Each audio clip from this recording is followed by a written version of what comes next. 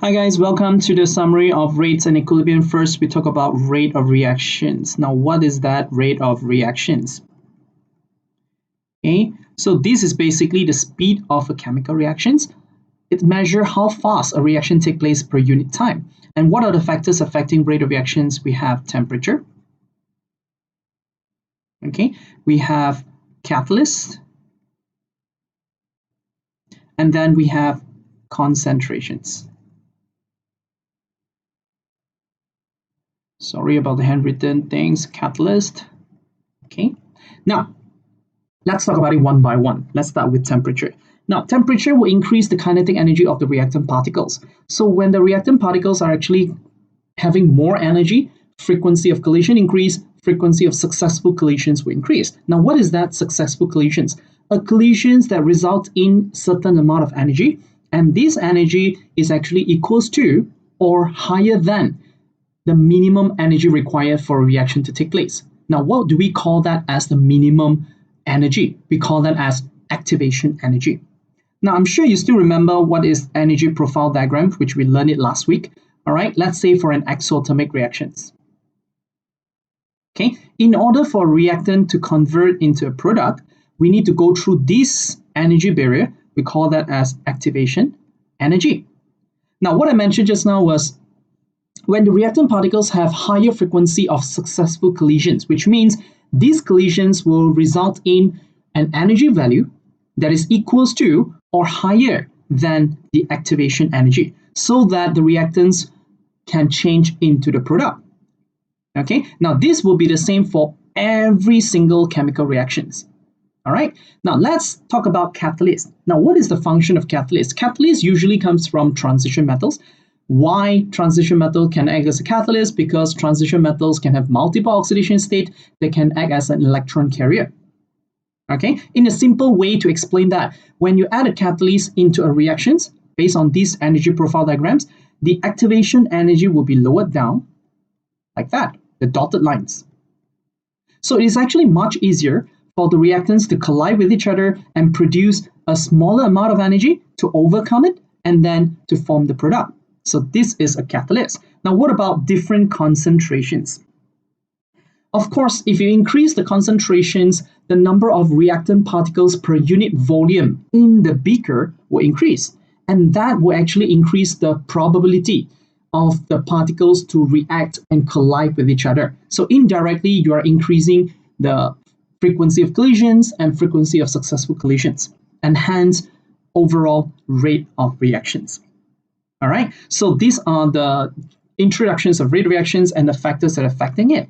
All right, next we look at how do we measure the rate of reaction in terms of what? Okay, let's talk about this. Now, rate of reactions can be measured based on the change in the quantity of the reactants or the change in the quantity of the products. All right, let's say I have a reactions of zinc plus HCl. You're getting zinc chloride and hydrogen gas. Let's say this is the reactions. Now, how do we measure the rate of reactions for this particular reactions? Now, we can actually do that. We have a solid here. All right, how fast this solid disappeared during a reaction. That is actually the rate of reactions. Or how much gases produced in these reactions. That is also another quantity for us to measure for rate of reactions. All right, so what are the quantities that can be measured? Number one, it can be in terms of concentration. Okay, I can measure the change in concentration of the reactants or the product. Number two, I can measure in terms of grams, the change in mass, like I mentioned just now, the mass of zinc that we use. We can measure in terms of volume. If you have gaseous product, for example, CMQ and DMQ, like in this case, hydrogen gas produced, all right? Or we can measure in terms of pressure as well, if the reactions actually involve gaseous reactants or gaseous product. All right, so these are the unit for the quantity that we're going to measure when we're measuring rate of reactions. And rate of reaction actually divided into two categories. We have so-called instantaneous rate, and we have average rate. Now, what is the difference between instantaneous rate and average rate? Now, this one I have to explain in terms of the graph. Okay, let's say for reactions, and then you plotted a graph.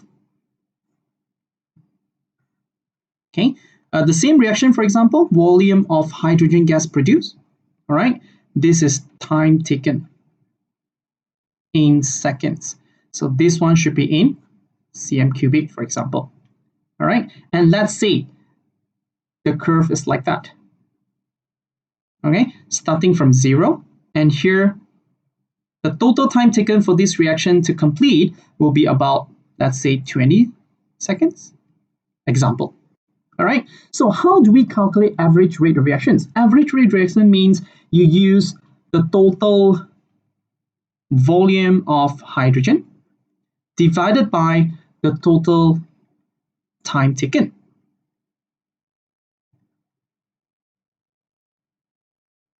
Okay, let's say, for example, the total volume of gas produced in this case is 15 centimeter cubic, and then the time taken is 20 seconds. So what will be the rate of reactions? Rate equals to this formula, and then equals to 15 centimeter cubic divided by 20 seconds. So you get your answer in cm cube per seconds.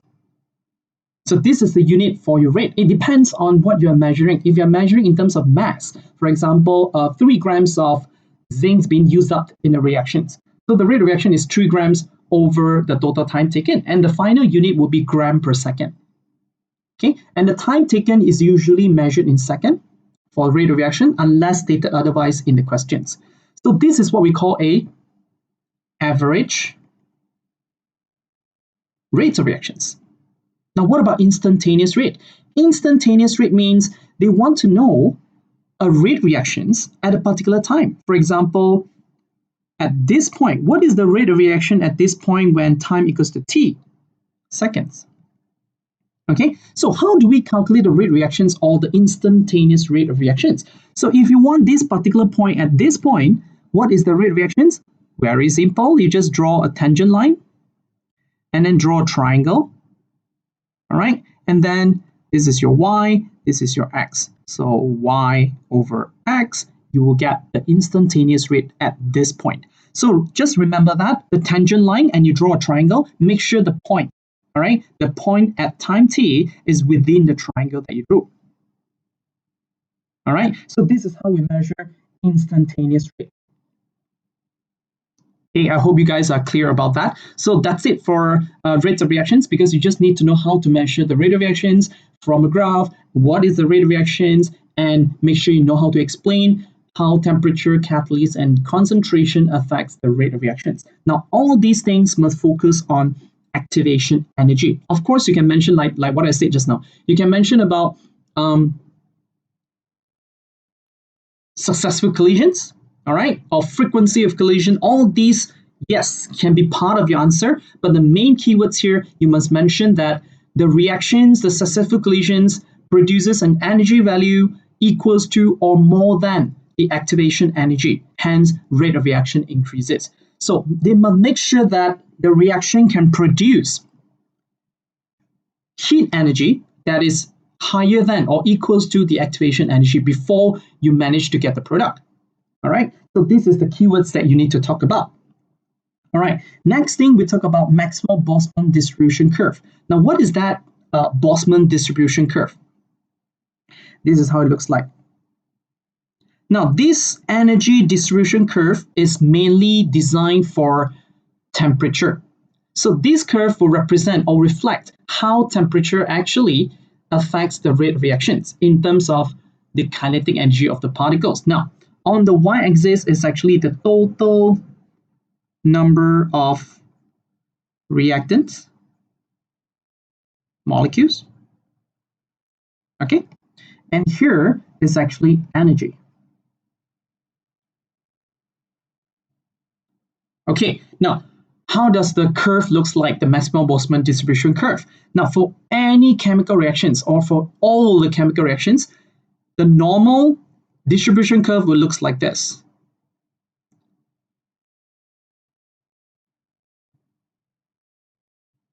Okay, it is not a normal distribution curve. It's towards the left hand side.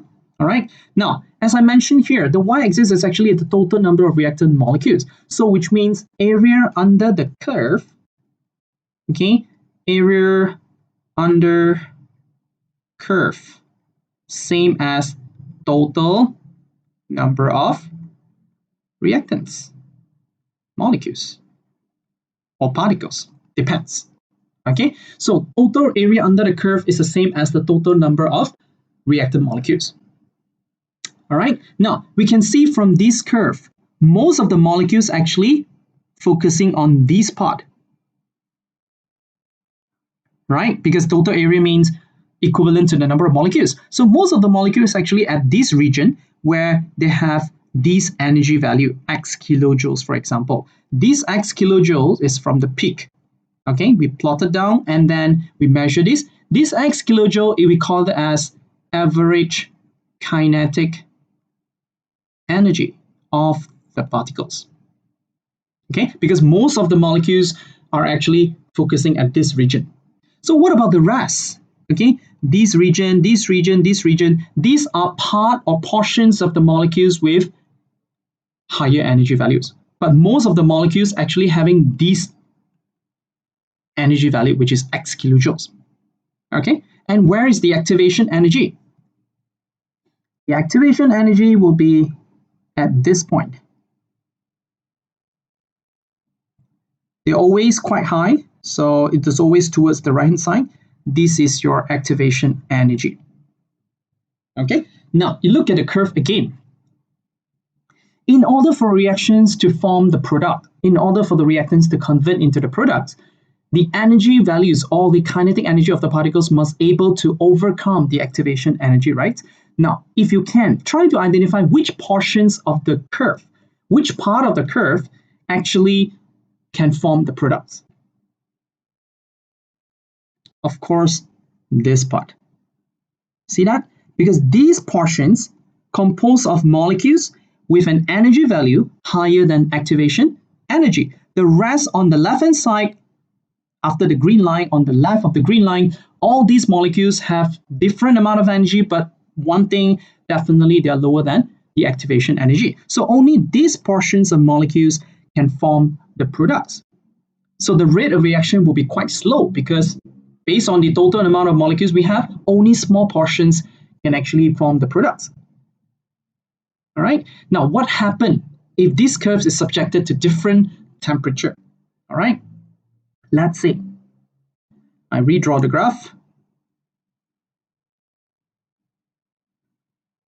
The patterns, again, guys, the curve will be the same for all chemical reactions. It will only change when the temperature change. So this is the same curve just now, the Maxwell-Boltzmann curve, the green line. Let's say this curve, we use T1. All right. Then there is another one, which is T2. Let's say T1.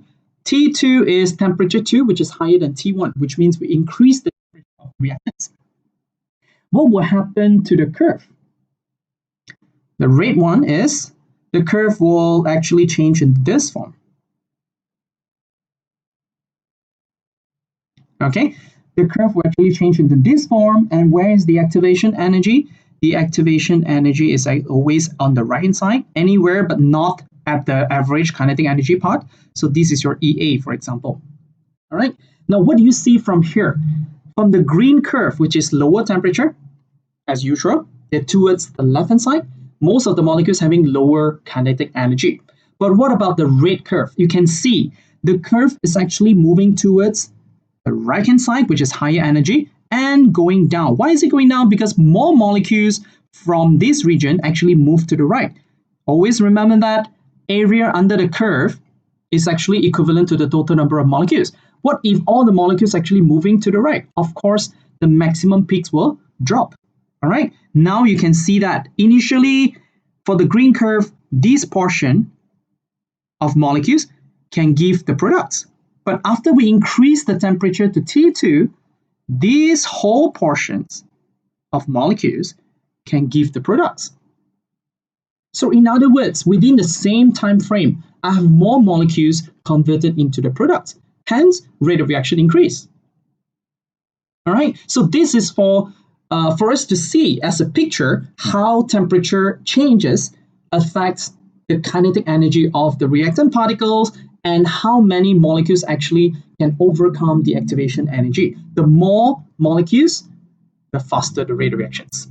All right, so this is for T1 and T2. What if I have another temperature? Let's say, for example, okay, I have another temperature which is lower than T1. So T0, all right? What if I decrease the temperature from T1 to T0? What will happen to the curve? I'm using the yellow line, dotted lines. It will move towards the left-hand side more, and they are moving even closer to the y-axis. Of course, it's not touching the y-axis, guys. Sorry, it's not touching the y-axis. So it's like here, all right? Now, what do you see from here? Most of the molecules actually moving towards the left-hand side, which is lower kinetic energy. See, all accumulates here. That's why the curve moved this side. So what happened to the original curve towards this lower temperature? The peak's actually moving up, all right? And it's moving towards the left. So this is what happened when the lower temperature is used. And let's check the portions of molecules that will be higher than the activation energy. Only this little portion here. You see that? So the number of molecules or the portion of molecules with energy level higher than activation energy is much smaller now. So what happened to the amount of products formed? Very low. And hence, within the same time frame, lower product over the same time, therefore you get a lower rate of reactions. All right, so this is the changes happen in a Maxwell-Boltzmann distribution curve if we actually apply different temperature values. Okay, so again, this picture or this graph is used to explain or do a reflections on how temperature affects the kinetic energies of the reactant particles and how does it affect the rate eventually. All right, so this is the rate and equilibriums for the rate for the Maxwell-Boltzmann curve. All right, let's move on to the next.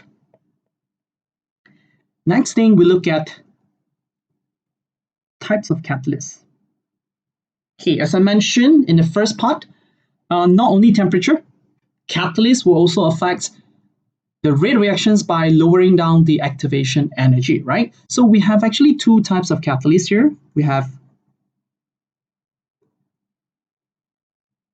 homogeneous catalysts, and we have heterogeneous catalysts.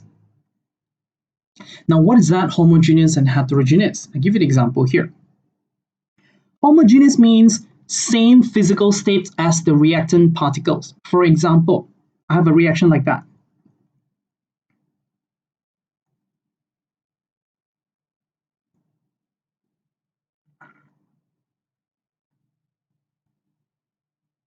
Okay, so these are the reactants. I have iodides and persulfate ions. Now, both are actually ions in aqueous state, right? So homogeneous catalyst means the catalyst that we use must have the same state as the reactant. In this case, what is the physical state of the reactant? Aqueous. So the catalyst used must be in aqueous state. In this reaction, the catalyst used is actually Fe2 plus aqueous. See that? This is the catalyst, and they all share the same physical state. We call this as homogeneous catalyst. All right. What about heterogeneous catalyst? For example, I have Haber process, nitrogen plus hydrogen gas forming ammonia gas. So what are the gas? What are the physical states? In this case, are gases. All right. Let me balance the equations. So the reactants are nitrogen gas and hydrogen gas. So heterogeneous catalyst means the catalyst used is having different physical states as the reactants. For example, in these reactions, iron solid is used as a catalyst. You see that? So the reactants are actually gaseous, all right? But the catalyst used is actually a solid. So this is what we call a heterogeneous catalyst. So we must able to differentiate them. If I give you a reactions and give you a catalyst, so you must identify them. This catalyst is actually under homogeneous or heterogeneous. All right, next I'm going to explain in detail on how these homogeneous and heterogeneous work in order to lower down the activation energy. Let's start with homogeneous catalysts. Okay, yellow is not that good. Let's change back to blue. Homogeneous catalysts.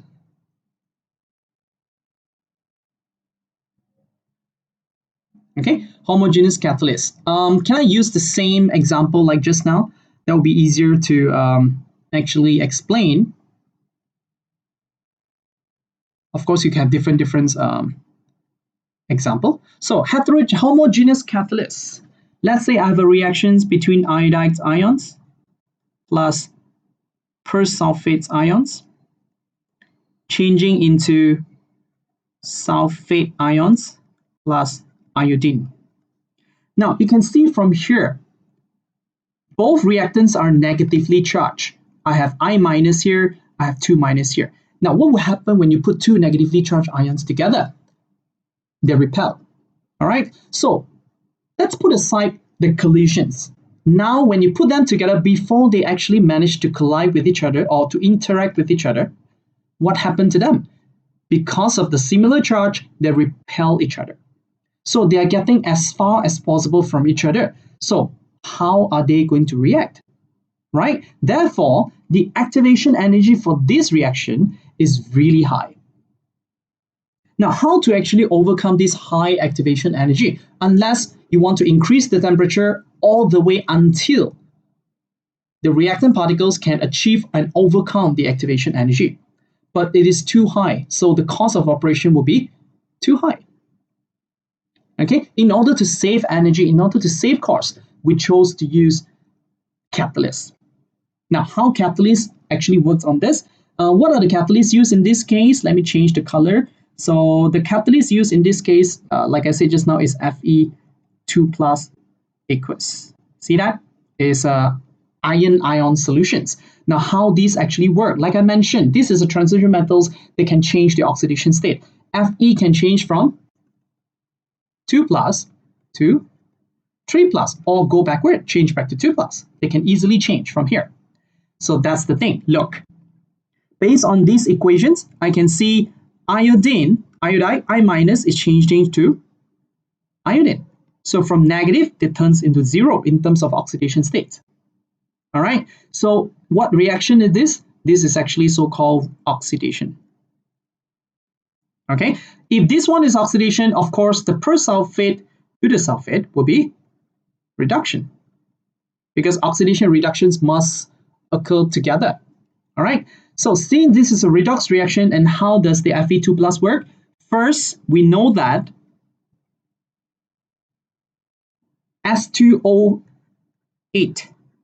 2 minus change to SO4 2 minus is actually a reduction.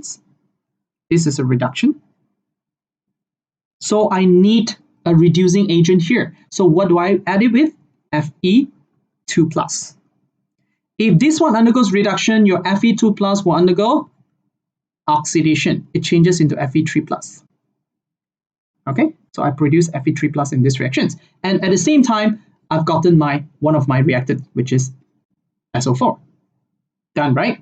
And then the Fe3 plus produced from this reaction is going to react with the iodide.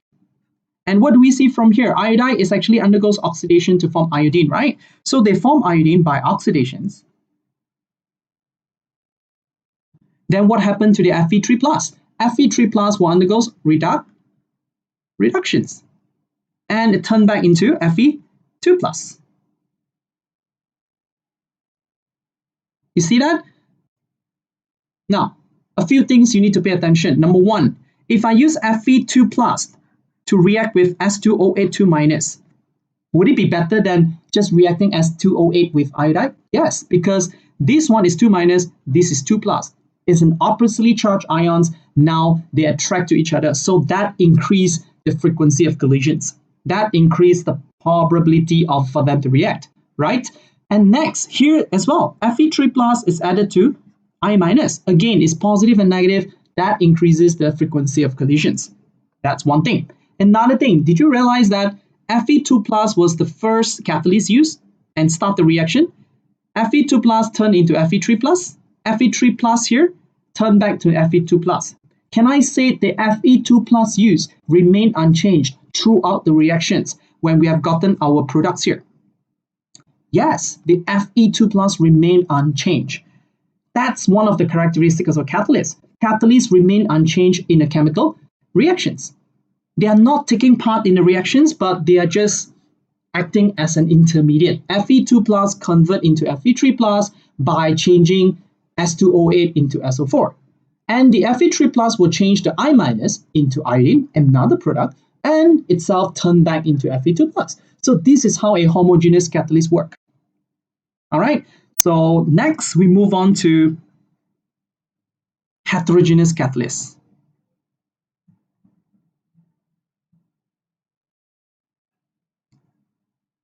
Now, just a quick reminder, what is heterogeneous catalyst? Different physical state from the reactant particles. For example, Haber process, like I mentioned just now, nitrogen gas plus hydrogen gas, you're getting ammonia gas. And the catalyst used here is iron solid. Okay, how does it work? Let's look at the diagram below. Now, let's say I have iron solid here, Fe. And what happened to the gases? They are in random motions, am I right? Now, this Haber process, imagine that without catalysts, what will happen to them? The activation energy will be very high. Why? Because they are in gaseous state and they are in random motions. So the probability for them, for the nitrogen and hydrogen gas to meet each other and interact, react with each other will be very small. All right, so we need an active site, just like you learn in biology, we need an active site or an enzyme for them, a place for them to meet each other and react. So this ion here acting as an active site. And what happened to these two gaseous molecules? Now, see, yeah?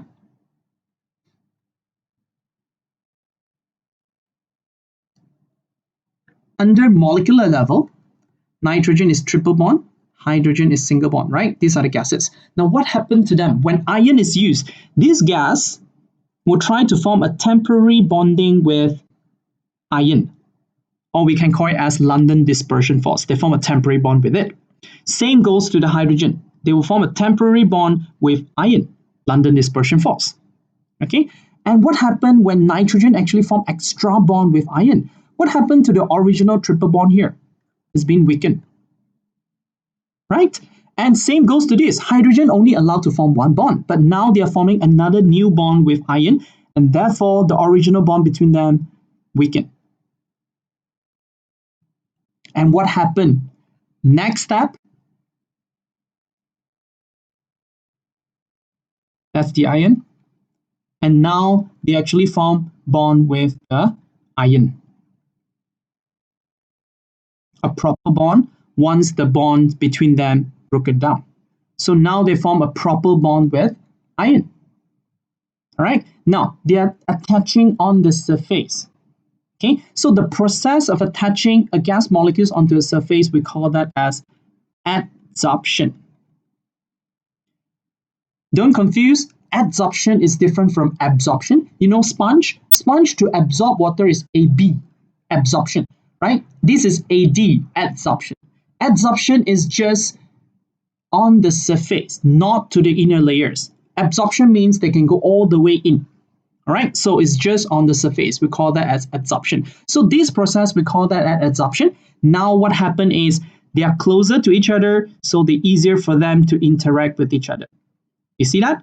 And then once they've interacted with each other and forming the product, which is ammonia, NH3 here, then the bond that initially formed with the iron will start to be weakened because they are forming something more stable than with the iron. So the bond here is weakened, the dotted line, so they start to break. When they break, the NH3 will be free off as ammonia gas. So this is the product. All right, so this process, when the gas molecules actually remove away from the surface, we call that as the opposite of adsorption. We call that as desorption. Okay, so to explain heterogeneous catalysts, you must able to use the keywords here, the diagram as well, draw the diagram like that, and then explain in terms of adsorption and desorption. So this is heterogeneous catalyst.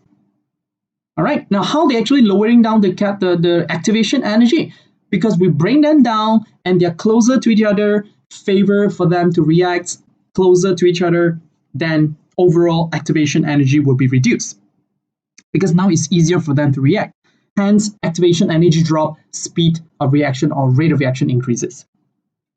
All right, so this is in terms of catalysts.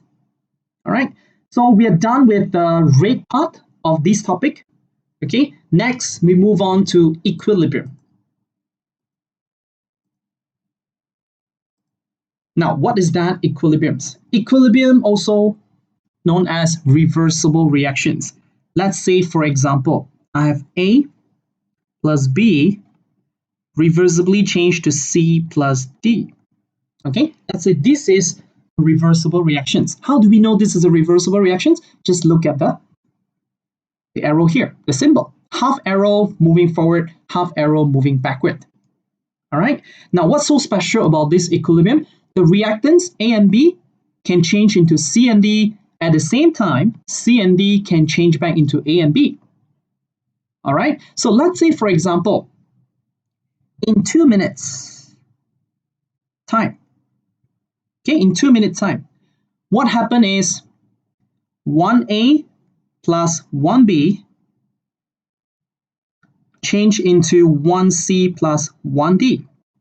Okay, and at the same 2 minutes, at the same time, 1C plus 1D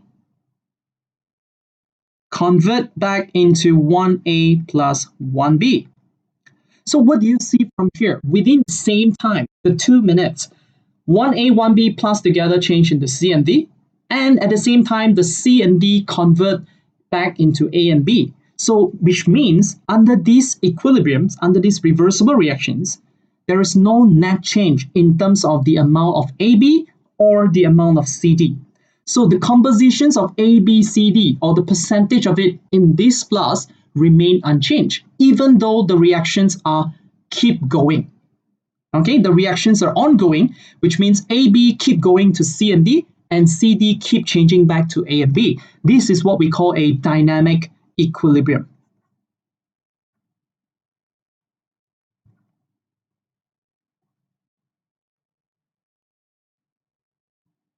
Okay, this is what we call dynamic equilibrium. So in other words, we can say that for a dynamic equilibrium, okay, the rate for forward reactions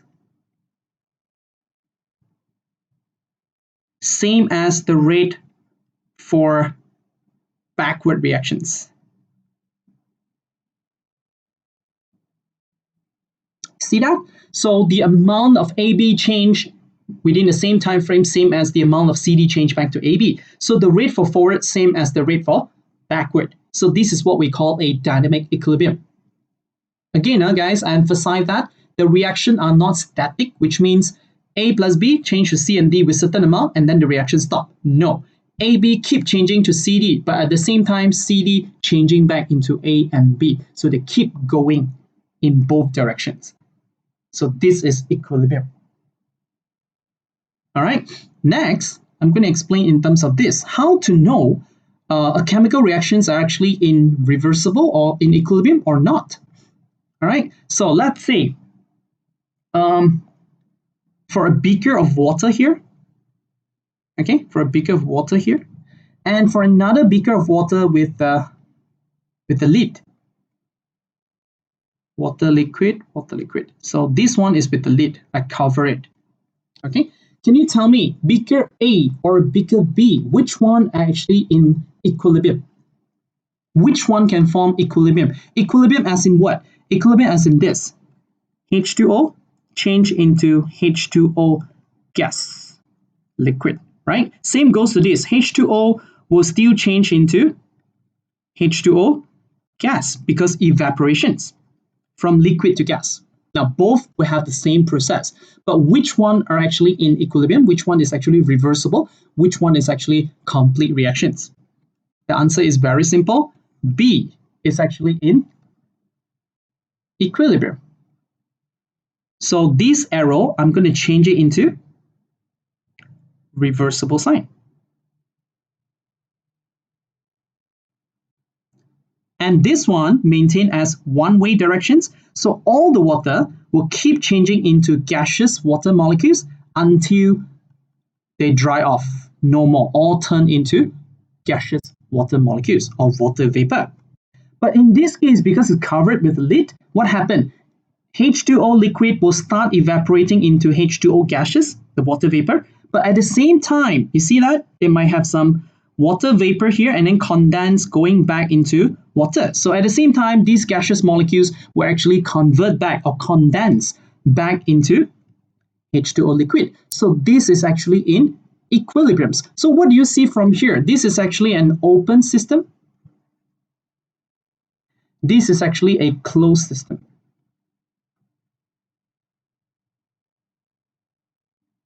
Okay, so what I'm trying to tell you here is for a reactions to be in equilibrium, to be in dynamic equilibrium, it needs to be in a closed system. Okay, so equilibrium only form in a closed system. All right, so hope you're clear. You can ask me again in the tutorial sessions. Let's move on to the next. Le Chatelet principle. Now, what is that Le Chatelet principle? I'm not sure whether you have heard of it. Le Chatelet principle. What is that? It actually states that when a change is made to a system in equilibriums, all right, when a change is introduced to a system at equilibrium, the system will counterbalance the change and reach to a new equilibrium. It sounds complicated, right? Let me repeat it again. All right, let's say I have a pivot system here, and I have 10 newtons on left, 10 newtons on the right. I always use this example. I think this is easier to understand. All right, so both sides having the same force, same Newton, therefore they are balanced. So we call this in equilibrium or in dynamic equilibrium, although they are not moving at all, right? In a chemical reaction, they're supposed to keep changing from left to right, right to left, right? So let's say this is in equilibrium because they're balanced, right? And then I introduce a change to the system, to the stable and balanced system. What change do I introduce in? Let's say I add on 5 newtons on left-hand side to here.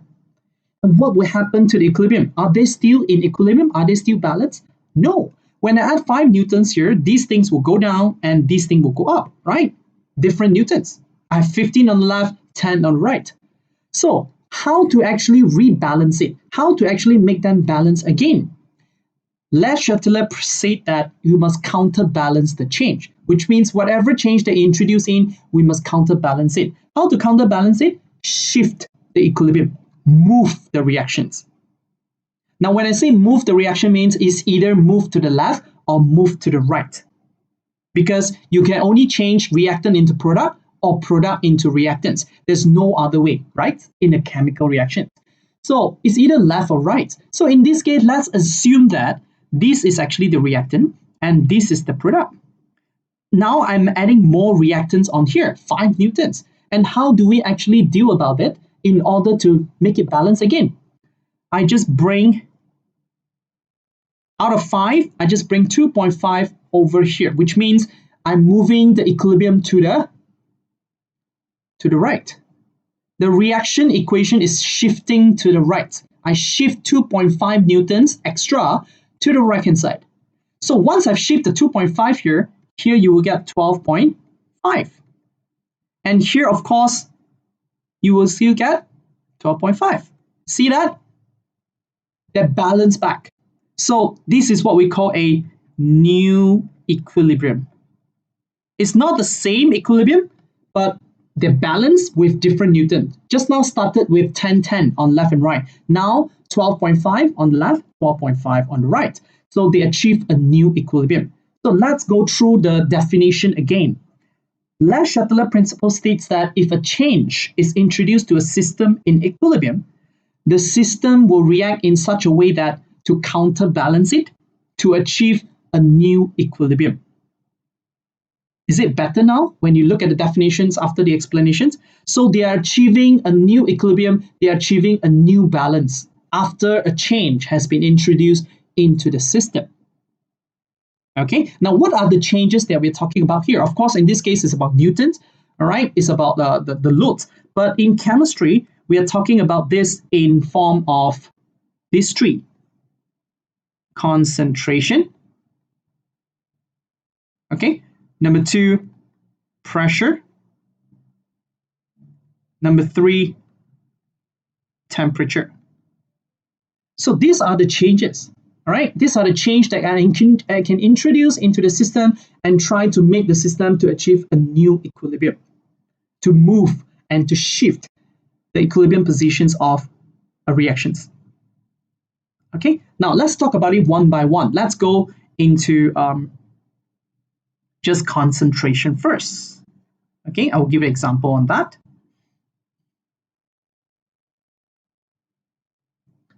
Again, I have A plus B changes reversibly to C. Now, these reactions are actually in equilibrium now.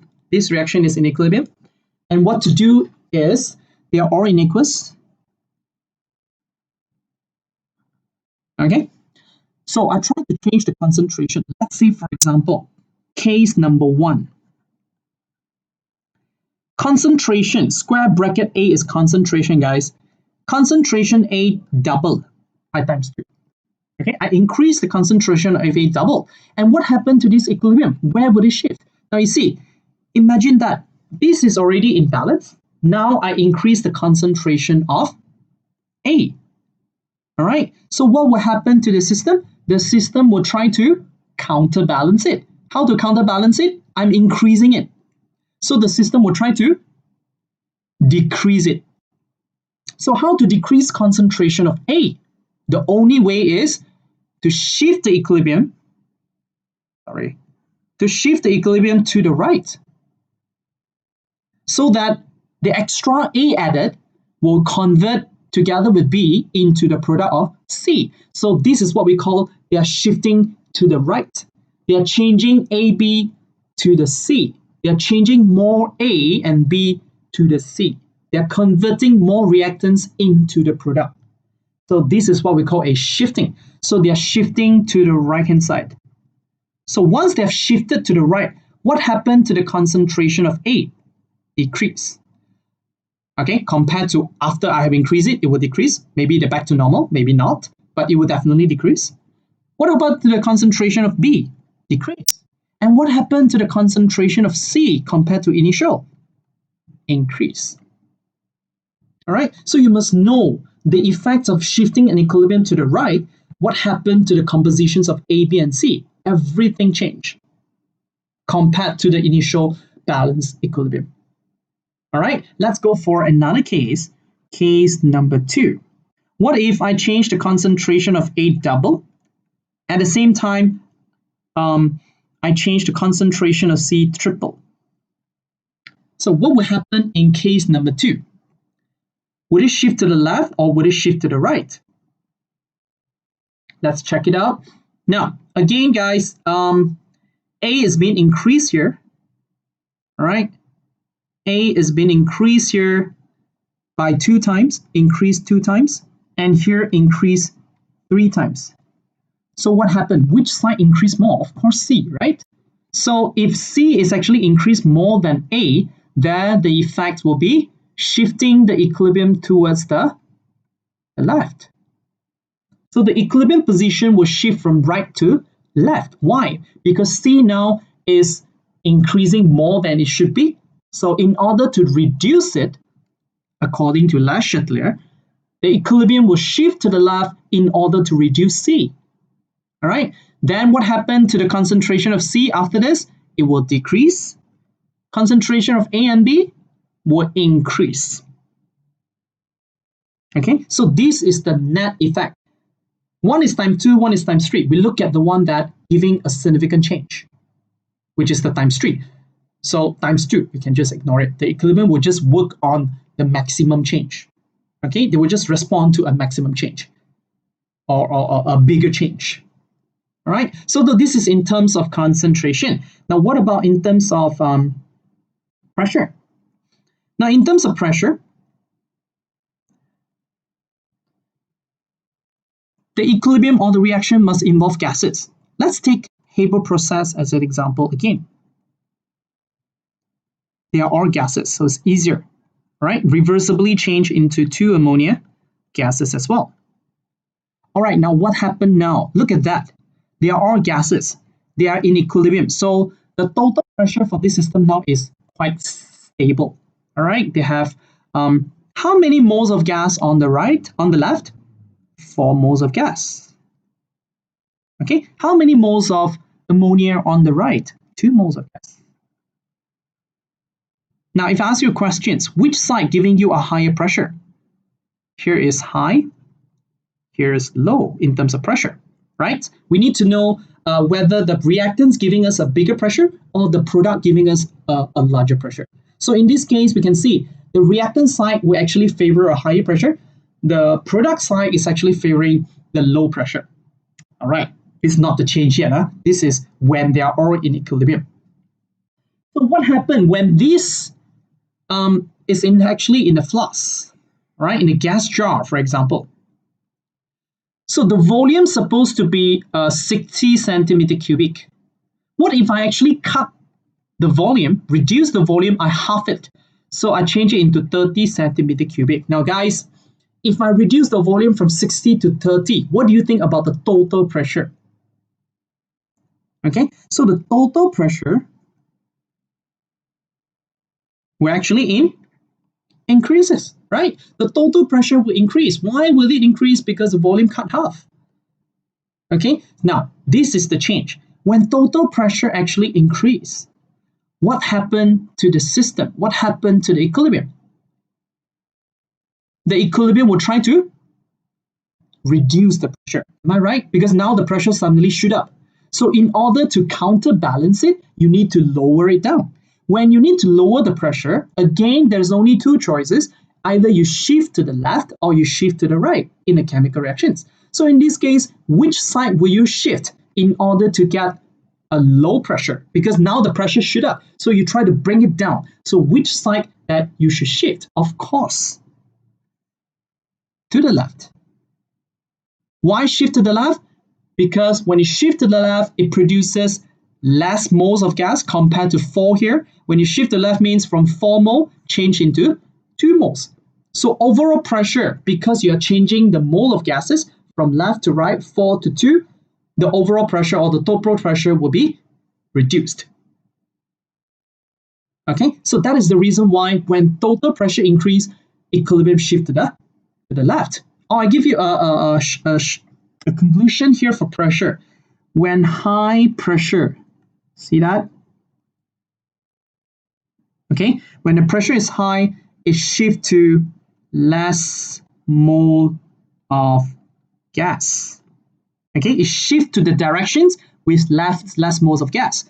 When you introduce low pressure, for example, you lower down the pressure. How to lower down the pressure, guys? Maybe I change 60 centimeter cubic into 180 centimeter cubic. I increase the volume. The total pressure will drop down, right? So when you have lower pressure, when you lower down the pressure, where do they shift? They shift to the side with more moles of gas. Okay, more moles of gas, less moles of gas. So always remember that when pressure increase, it shifts to the directions, either left or right, with lesser moles of gas. When you have decrease in pressure, the equilibrium will shift to the side with higher moles of gas, higher number of moles of gas, in order to increase the pressure. This is to counterbalance the low pressure. We try to bring up the pressure. So it shifts to the side with larger number of moles of gas. All right, so this is in terms of pressure, how they affect equilibrium. Remember that only gaseous compounds will be considered for pressure. Okay, so next we look at temperature. So let's change into temperature.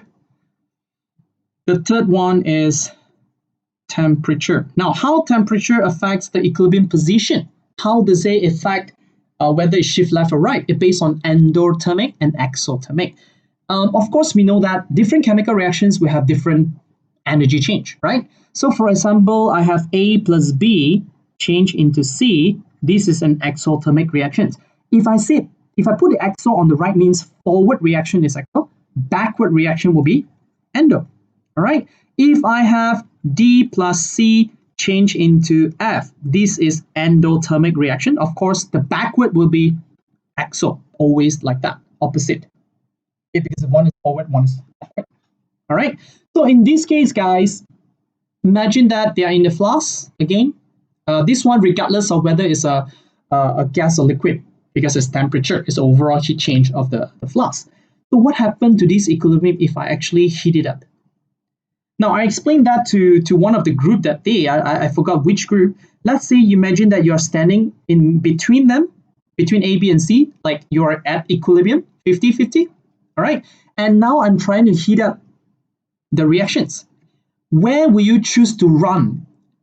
To the right or to the left? Which side will you choose to run when you feel hot?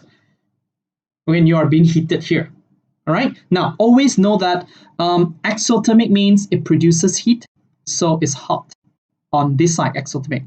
And here, because it's absorbed heat, here appear to be cold.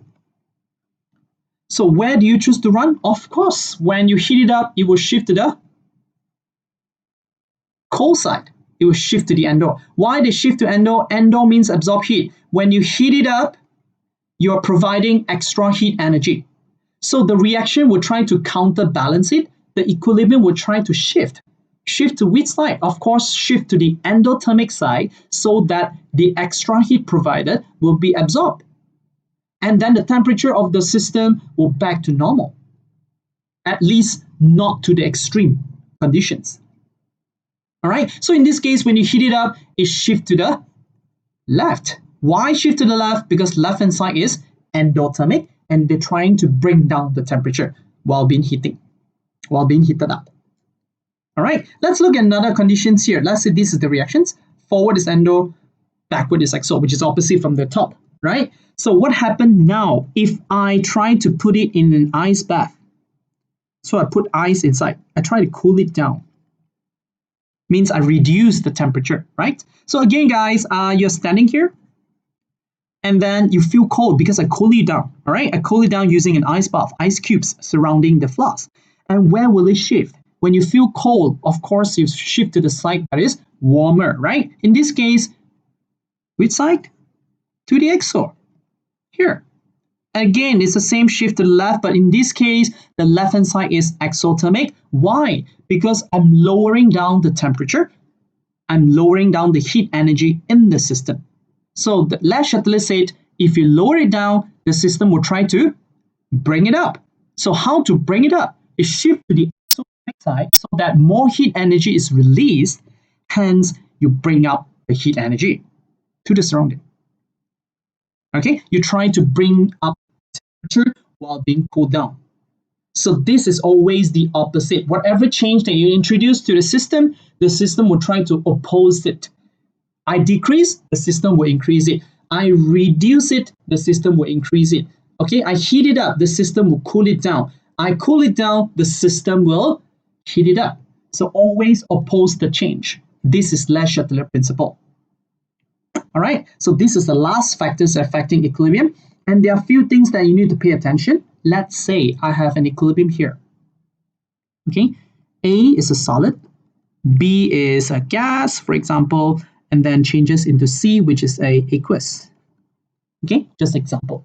Now, in this case, when we talk about equilibrium shift, all right, when we talk about shifting left and right, dynamic equilibrium, whenever you see solid, ignore it because solid result in no changes. Solid is a solid, like it won't be affected by concentration, of course. It will not be affected by pressure because they are in solid state. All right, so it won't be affected by temperature as well unless you melt it. All right, so solid introduce no change, so ignore solid.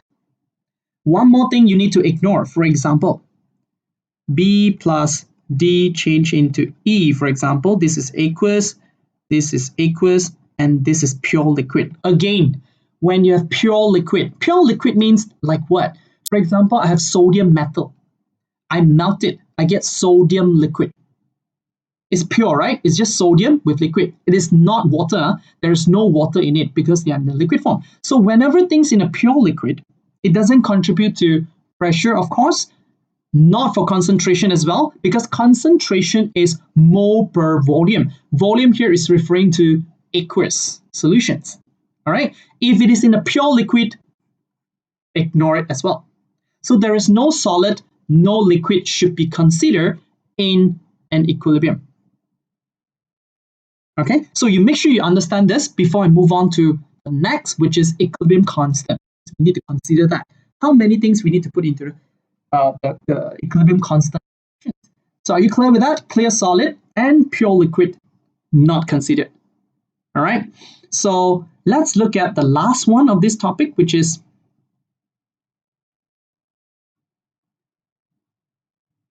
equilibrium constant.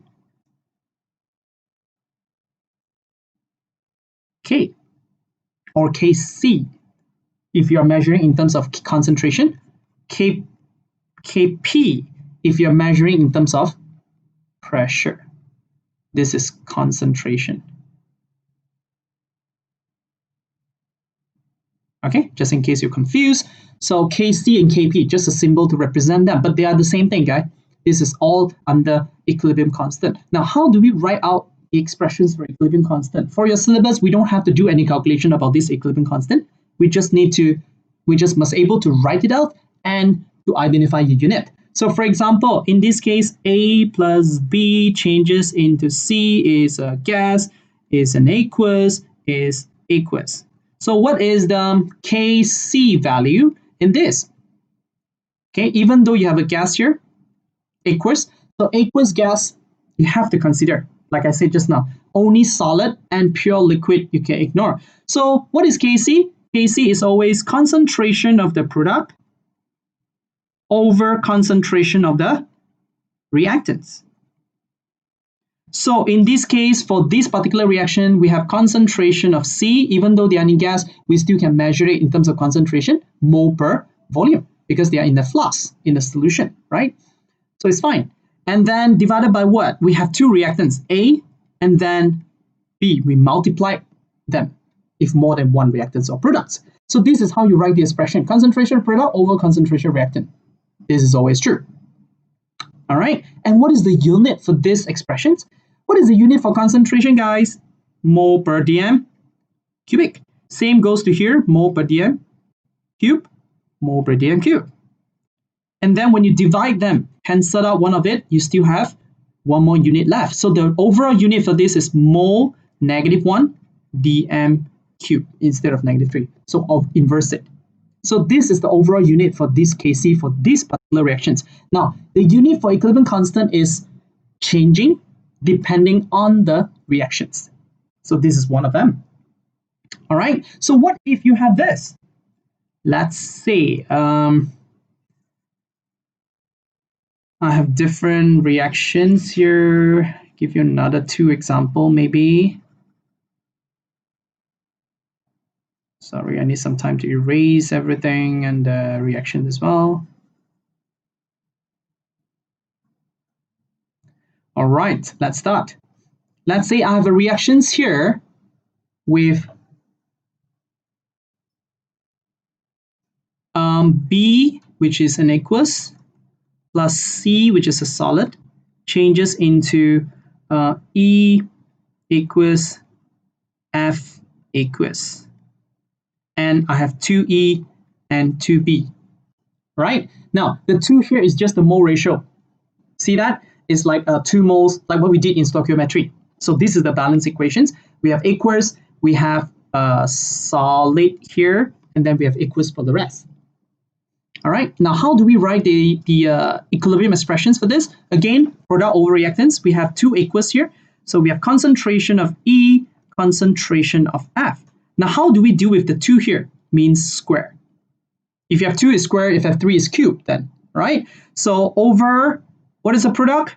Concentration of B, and because of the 2, square. And do we need to include the carbon here? Guys, this is a solid. Ignore it. So no C will be observed in the expressions. So in this case, this is the only part. See that? And what is the unit for this? All concentration terms, right? Square, square, cancel out, right? And you still have 1 here. So the overall unit is still mole per dm. -3. So different from the one just now. So it keeps changing. It depends on the ratio, depends on the balance equations, and it depends on the state symbol, whether you have solid or not, and whether to include that or not. So pure liquid and solid will be excluded. The rest, gas, aqueous, make sure you put it in. All right, so this is how it looks like for the equilibrium constant and as well as the unit. Okay, hope you guys can get it. How long is that? The video is already 1 hour, so I think that's it for the summary. Good luck, guys. I'll see you again next week. All right, thank you so much.